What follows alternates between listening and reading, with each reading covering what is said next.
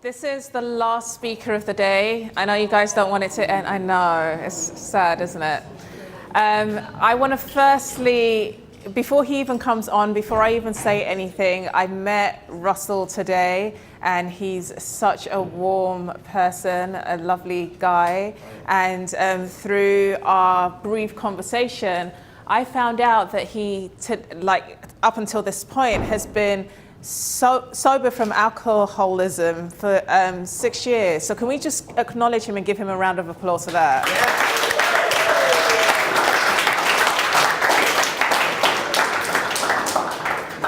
So Russell is a loving partner and father.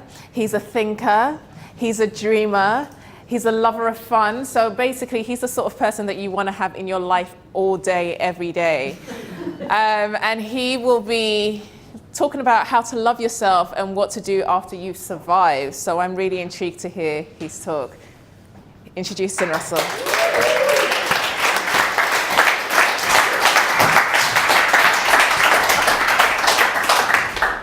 Wow. Okay, right. There's a few more of you than it looked like when I was sitting down.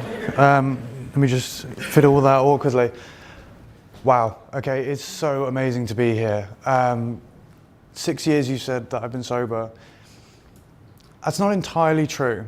I wouldn't say it's been 6 years that I've been sober. I have had the occasional alcoholic drink. I have dabbled with some other things.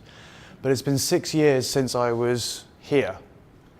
That was the moment that I decided that me and alcohol weren't friends anymore, because alcohol had always been a great friend. It had brought me out of situations I didn't want to be in. It was like putting a pair of sunglasses on. I could retreat into this space where nothing affected me because I didn't care about anything. And that was, well, that would have been the state when I was about here. And I love this talk about rock bottom, because that was the moment where I said to myself, well, you've got two options here, mate. You can either go down, mum's at work, you can either go down into the car, get a length of hose pipe, put it through the window, go to sleep, and not care about anything ever. Or you can pick up your duty, you can decide you're going to live, and you can start moving towards the place where you wanted to be. And I was very mindful in that moment that there's a phrase from a book series that I love, which is, death is lighter than a feather, duty is heavier than a mountain. And it is so easy to pick up the feather, go, you know what, actually I don't care, and just get rid of it. Or you can pick up that mountain and you can just climb. And you can see where that climb takes you. You can see where the top of the mountain is. Which led me to some very interesting points in my life. I really don't want to talk too much about what happened before. Suffice to say, it was crap. I was an asshole. I didn't really treat people very well, and I used and abused the majority of the people that were around me. Side note to that, I've just said the word asshole. There's going to be quite a bit of swearing in this. I swear when I'm not thinking. It's also a wonderful educational opportunity for everybody into the grammatical uses of the word fuck. To fuck, oh fuck, you fuck, I fuck, shit fuck. Grammatically, it's a fantastic word, and I use it liberally, so I do apologize if anyone's offended by that. Sorry, you're in the wrong room.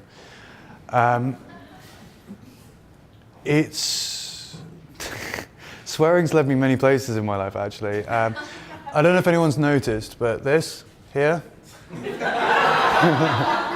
this is a fantastic, if you sort of, and then, yeah? That's what I was for the majority of my young life. I got to school and everyone went, oh, you're a cunt. And I went, yeah, why not? Okay, cool, because again, it was about choices. I could either let that make me miserable, or I could enjoy it and enjoy the fact that other people enjoyed it. They got a laugh, who gives a shit? It didn't bother me. So that word doesn't bother me. In fact, my nickname throughout a lot of my teenage years, and sometimes people still only know me by this name, is the word fotzer, or fote, as I was called. Does anyone in this room speak German? Anyone know how to swear fluently in German?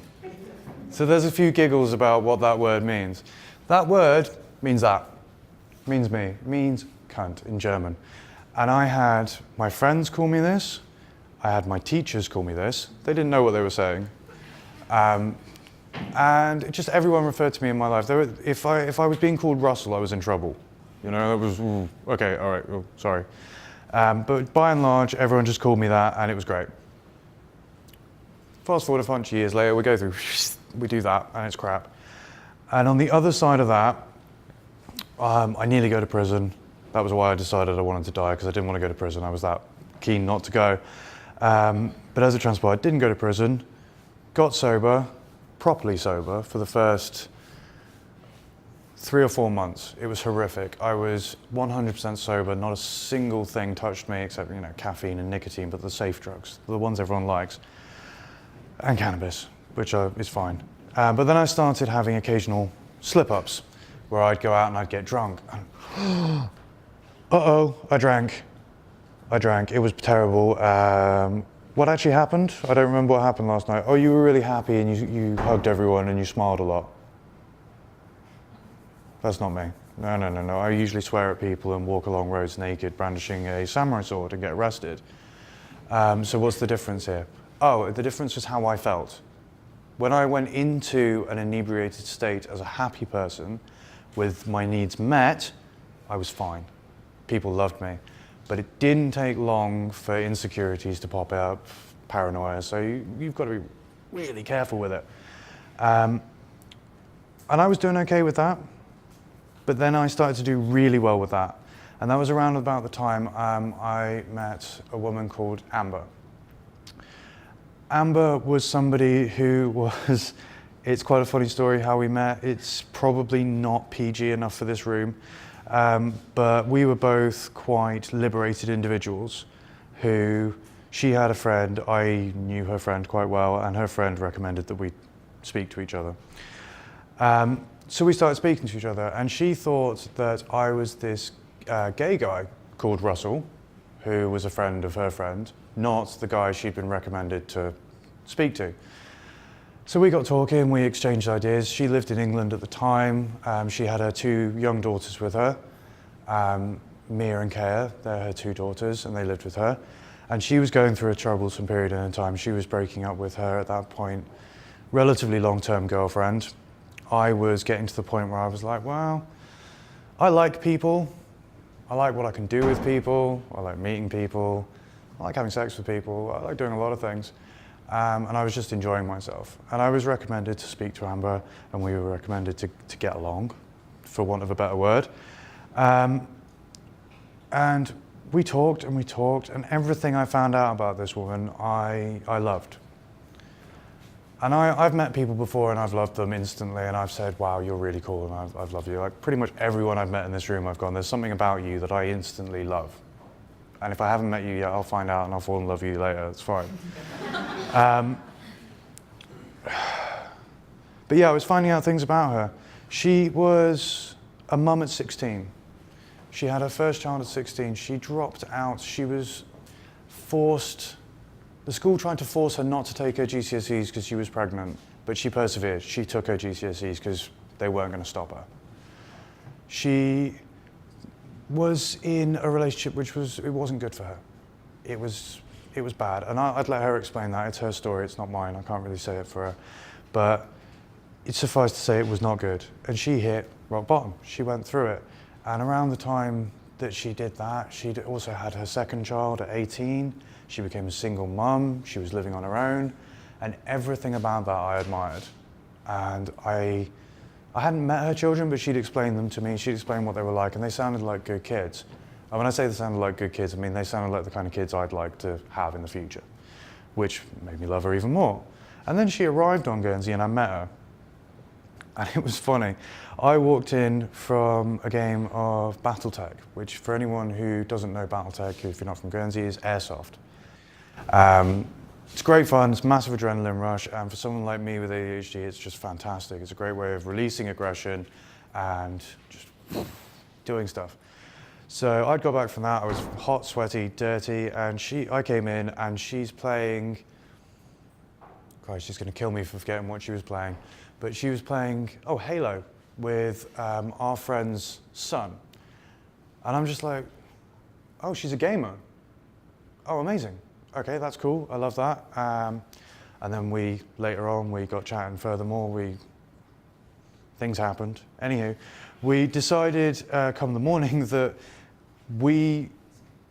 although we both desperately wanted to be single, we didn't want the other person being single, which sounds like a kind of toxic way to start a relationship, but we cared enough about the other person that we would be really upset if they were to be out there with other people. So we said, fuck it. Do you want to start a relationship? Okay, I really did want to be single for a while, but no, this seems good. We'll do that. So we did that, and that was 5 years ago. So you can understand where I was. This had happened. I was kind of here, and a couple of months later, Amber told me she was pregnant, and I was like, "Whoa, okay." That really hit me. But then I was saved from making a concrete decision about it by Amber unfortunately having a miscarriage. And that fucking sucked. We both felt that as two people, we experienced that pain and we experienced it together, and I was probably a bit distant from it, but I saw her feel that pain and it really sucked. So we said, no, what's happened there has made me realize that I want to be the father of your children. So I said that. We said that's what we're going to do. We're going to have some kids. And very shortly after, she was pregnant with our first child, Isla, who is now 3 years old. She is the most precocious, attitudey, flame-haired whirlwind you've ever seen. She is incredible. She's moody. She's terrible. And she's got a fierce streak in her that, she tells me she's got boyfriends when she sees boys. She's like, that's my boyfriend. And I say to the boyfriend, you, come here. Me and you are going to have a conversation, young man. Dude, what are you doing? Get the hell out. She's crazy. I'm scared for him because I know that she will take him, she will grab him, and she will love him so hard that he won't know what he's doing, but he'll be crazy, and it's fantastic. So that's Isla. And then Luna happened. And Luna is different but the same, and different and also the same, but she's her own person. Luna, the best thing I can say about Luna is that she loves hats, preferably woolly ones with like dangly bits like the snow hats, and welly boots. And Luna is living her best life when she comes into the lounge. She's gone out, she's wandered off into the shoe room, because that happens, and she's grabbed herself a pair of wellies. They may not be hers. They may be her older sister's, and they're mine. And she goes in. She's 1.5, by the way. And she comes in. She's wearing these wellies, which she's put on herself because she wants them that bad that she put them on. She's learned that. She's like, I want these wellies. I am standing in these wellies. I have got my hat on. I am wearing just a nappy. This is who I am. And you're like, oh my God, that child there. She knows what she wants to be right in that second, and she does it. And how can you be mad at that? Like, I've told her, stop wearing your sister's boots. But she's my boots. I'm like, no, but whatever, they're your boots. Okay, fine, for the moment, you'll forget about it anyway. We have short memories. Yeah, so she's happened, she's growing. I don't have as much to say about her as Isla, because Isla's done more. She's been alive twice as long, it's only fair. And then recently, Nova happened.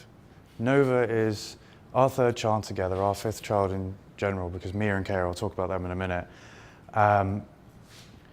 Nova is, at this point, 8 months old. She's not talking as such yet, but she squawks at you and you know what she wants. Amber does this thing with her where that she holds her hands and she goes, rah! And at first Nova was just going along with that, but now occasionally she comes up to you, goes, I want you, you pull her up onto you, and she just goes like this in your face, rah! She's like, yes, you did what I wanted to, but it's awesome because you like it too. And you're like, well, I can't argue with that. And it's amazing how many times I find myself just being completely blown away by my children. That's not something I was expecting to say about. This has all kind of just happened. I was hoping to do a video call and phone them and have them here with you today, but unfortunately they're all very busy, things are going on, the household needs to run, and I'm not there to not do any of it. So yeah, that's happening. But then during the course of our relationship, I came across Mo. I was long-term unemployed.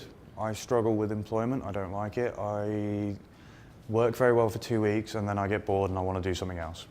That's who I am. I'm a floater. That's not to say that I'm a floater as in a toilet bowl floater. I like to think of myself more as a sort of bouncy, fireworky kind of person, like Isla, but sort of less chaotic or something. You're wearing Rick socks. Yeah, Rick and Morty. Rick and Morty, that's awesome. Do you watch it ironically like I do? Like, I'm too smart for this.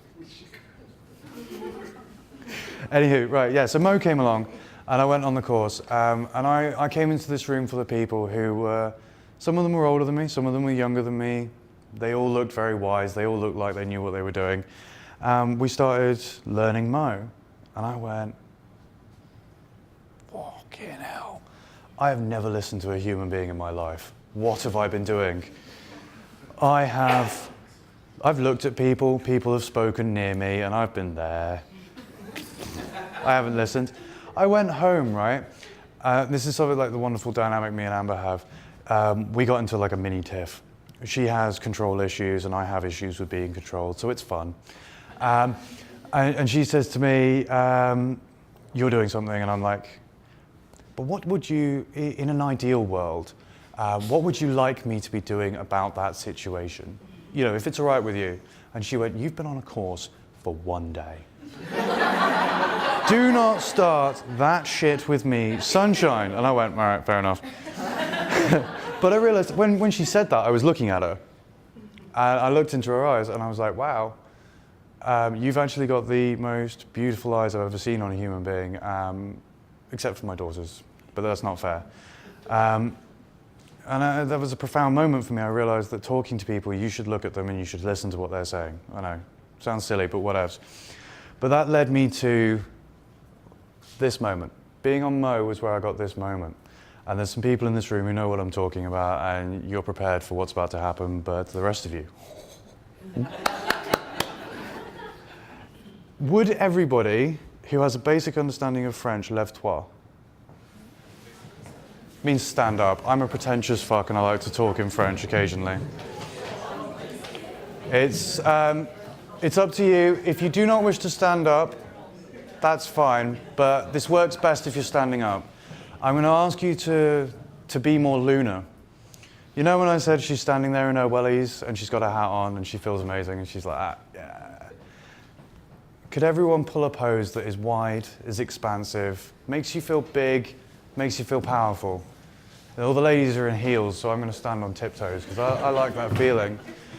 But this comes from, and some of you, people will probably have heard of her. There's a woman called Amy Cuddy. That's it. And she does a Mo talk about the power of positive body language. I'm going to go off my tiptoes now, I'm getting tired. And if you stand in a big, powerful, or even sit in a big, powerful phrase, you know, you can, when you're sitting down, it raises your testosterone levels, the aggression hormone, which sounds like a bit of a bad thing. Sounds like, oh, you're going to become this. But in the best moments of your life, in those moments where you've achieved, what have you done? What is it that everyone does? You spread, you make yourself large, and you just do it. But anyway, I'm supposed to make you hold this for about 3 minutes for it to work in properly, but we'll just skip to the end because I am well out of time. I like to add something to this. I like the phrase, I am awesome. Could everyone say that to me, sort of in one go? Everyone just say with me, I am awesome. Now you remember what I said about the versatility of the word fuck? Yeah? Can I just chuck that in front of the word awesome there, but add it and make it a really doing word? So you say, I am fucking awesome. And if you want to put that emphasis on, yeah, fine, that's just me. But we want to say it and we want to mean it and we want to be really loud. So we go, I am fucking awesome. Whew, that's good. Right, that's sort of half volume. You kind of mean it, don't you? Everyone's feeling pretty good, but the energy's here. Can we go a bit higher, anyone? Yeah, can we really spread out? Can we really go for it? I am fucking awesome. Did they hear us upstairs? No, they didn't, did they? Did they? Right, okay.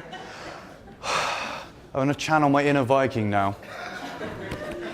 If you're scared, that's fine, I do apologise. Really roar with me, people. Let me hear you roar. I am fucking awesome! Give yourself a round of applause.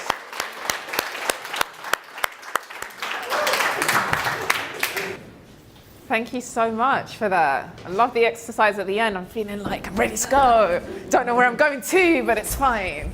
Yeah. Let's run somewhere. Let's run. Don't break my hand, don't break. Thank you. Yeah, no, Lasse, he's like the high five handbraker. Him and that guy there. All right, great. Well, open the floor to questions for Russell. Be nice. Russell, has anyone told you that you should probably do stand-up comedy? Have they given you great? I have. Everyone else. Everyone else insists that I'm deeply unfunny, particularly my children. I think you're cool. Great talk. Thank you, man. Yes. What other skills did you learn from Mo, and how did they help you? They just essentially allowed me to accept that I'm quite extra. I have a way of looking at things that most people go, eh? But it works for me, so I just roll with it. That's basically what I picked up from Mo. I mean, the communication skills, they were fantastic, and I love talking to people, so they really helped. But keeping the concentration to actually utilize them is not my strong point, not at all. So I just roll with who I am, and it seems to work for me. How has being a dad changed you? Being a dad has changed me in ways that I didn't even dare to imagine.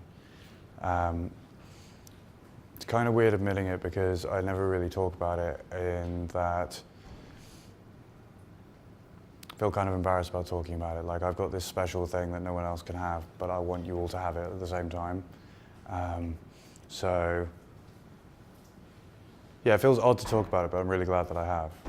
Was that what you asked, or have I just said something completely different? Yeah, I guess it's difficult to articulate, perhaps. Yeah, I'm struggling. Sorry. Yes, Corinne.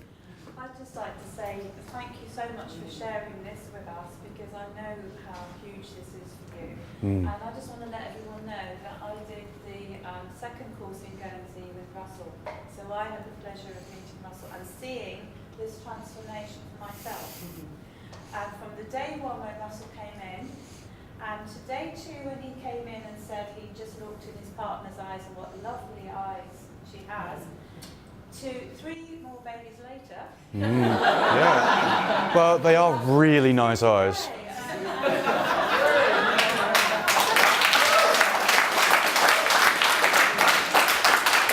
Thank you. Please. I wanted to ask, what was the hardest thing that you had to love about yourself after you survived, and how did you get through it? Oh yeah, that. Well, basically, I haven't quite got round to this entirely yet. I'm sort of, I'm asking for feedback at the moment on that part, but I'm getting the idea that I think I can just about get away with doing that. And this part, well, this is what I'm doing, and I'm hoping that something is going to, neurons are going to connect, ideas are going to meet, and something large is going to happen. Okay, one more. I'm breaking rules. Quick question. It's okay to break this rule. Okay. Is there something that you're striving for in your life? I really want to leave a better world for my children.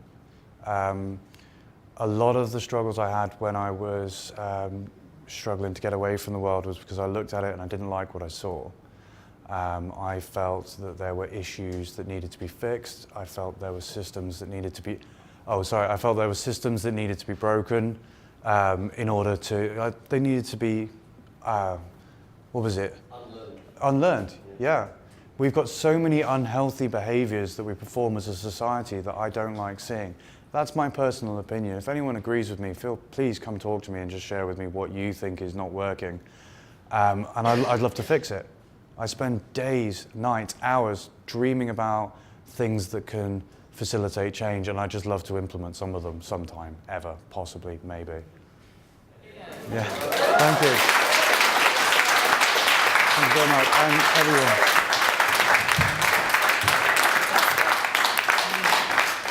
Mo, me, Others, everyone.